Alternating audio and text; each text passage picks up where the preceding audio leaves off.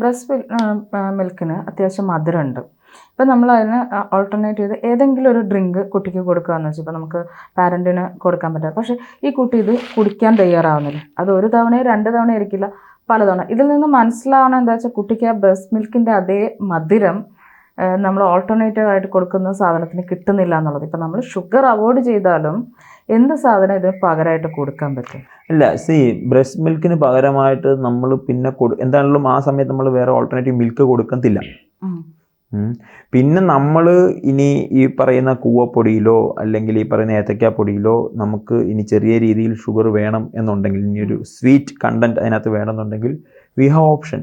വളരെ നല്ല നാച്ചുറൽ ആയിട്ടുള്ള ജാഗരി യു ക്യാൻ യൂസ്, അല്ലെങ്കിൽ 1-2 ഡ്രോപ്പ് തേൻ you can use. Yes, you can use. പക്ഷേ അവിടെയും അത് വേണ്ട കേട്ടോ. കുട്ടിക്ക് അതില്ലാതെ നമുക്ക് ഫീഡ് ചെയ്യാൻ പറ്റും. കുട്ടി അത് ശീലിപ്പിച്ചെടുത്താൽ മതി. അത് നിർബന്ധമില്ല. കുട്ടി അത് ശീലിപ്പിച്ചെടുത്താൽ കുട്ടി അതിലേക്ക് വരും.